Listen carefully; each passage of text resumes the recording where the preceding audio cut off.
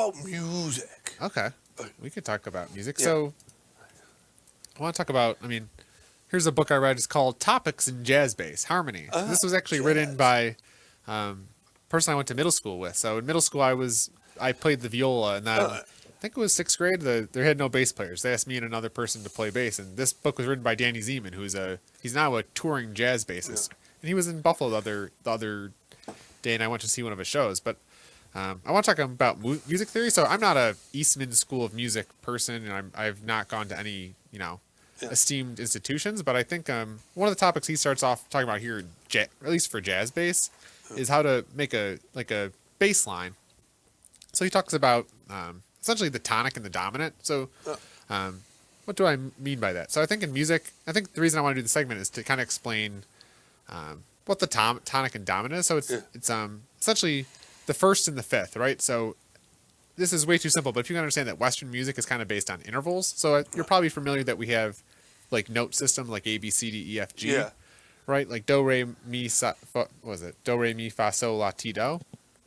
But essentially like Western music and all the music, whether it's classical, whether it's pop music now, is kind of based on this concept of the first and the fifth. So based on Western kind of music theory, like what's most appealing to our Western ears is like the interval between a root note or the one and the fifth. So really, I mean, each note is just a frequency, right? It's just a vibration. Yeah.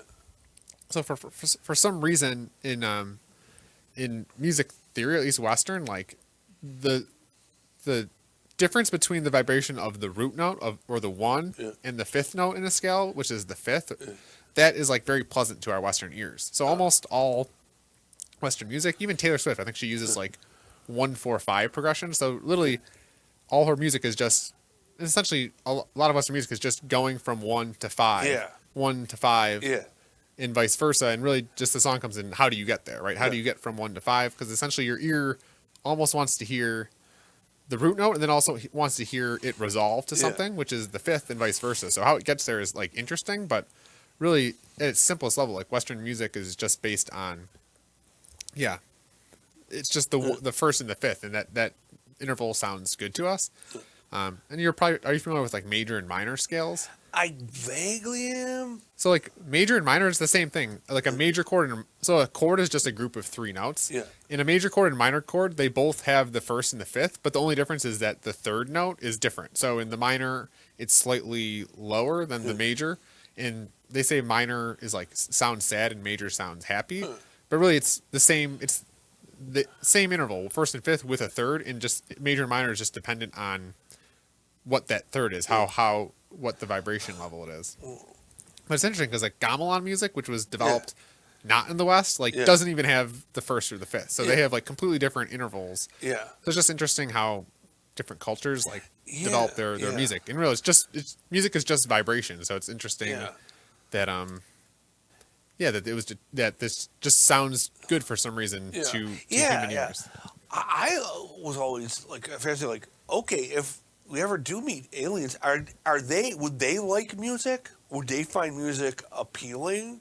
Like if you have a bigger brain, like would you be like, whoa, that's I always thought like if there are aliens, they might be amazed by our music. Yeah. Or would they hate our music? Because it is weird. The first and fifth naturally what humans like, or is it just because we're ingrained in Western society that's what our music sounds like? Because, but do aliens have some other sort of music that's based on some other vibration? Because I think the other thing that I think is interesting too, and I think computers are starting to do it, but essentially, right? Think of a piano, right? It's got the white keys and the black keys. Yeah. And those are the only notes you can play on a piano, right? There's lots of notes. Yeah. But when you think about those notes are just different vibrations, but there's a whole host of there's an infinite amount of vibrations just between a white and a black key that aren't on your keyboard. So I think something that's interesting is computers, like, right, a computer or a piano, you can't tune it to every single vibration in the universe. You can only you have a palette of colors. So there's all these vibrations that are not in a traditional music, like that could be appealing if and maybe they are. Maybe there's some discovered now. I think there's also a theory that that's how they built the pyramids. They were actually using like vibrations to move the blocks around, which I don't know. Kind of coming back to your Timothy Leary and LSD. Yeah. There's probably lots of, whether it's vibrations or plants that are just kind of there and nobody's in tune with it and can figure out until what's until people started researching it, like what else is out there, where they're like, this will cause acid trips, like what else is out there, medicine that we don't know about, different different things. Though I have to discourage anybody, because I know hippies who've done stuff like this, trying weird stuff and see if it'll get you stoned. I know a bunch of hippies, okay? They found this thing called a moonflower that, the flower opened up in the moon, and they tried eating it, and they got sick. Yeah. So I'm saying, hippies, you're not going to be the ones to discover some new drug. That's not going to happen. You're going to die. But that's the thing, is the human race needs innovators, right? Yeah. Like, the Wright brothers will get all the credits for inventing the airplane, but how many people had to jump off of a cliff with tar feathers before we got to the Wright's invention? So I think that was like a common story through a lot. Like people go up to the minarets, and I will now fly, and that story got repeated a lot. That's the thing, is like that's what's interesting, is like the individual suffers, right? Whether it's those hippies or the people that jumped off that cliff. Yeah. But even the person that jumped off the cliff, okay, that's one theory that didn't work.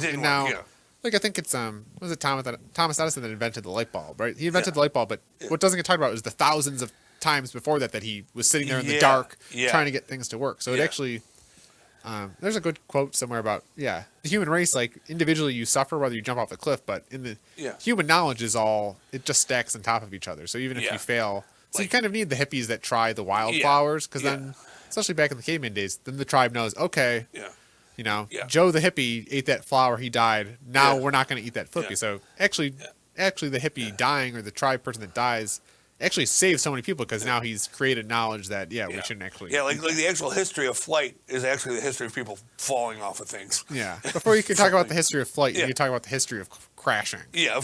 Because I mean, I could even think too, or even just the Earth being flat, right? Like. It takes a lot of just staring at things and just thinking, how does that work? How is that? And thinking, and then trying experiments. And history. There's that quote: "History gets written by the victors," right? Yeah. But it's it's the losers that actually actually had a lot to do the with that. Trailblazers. Yeah. So that's music theory.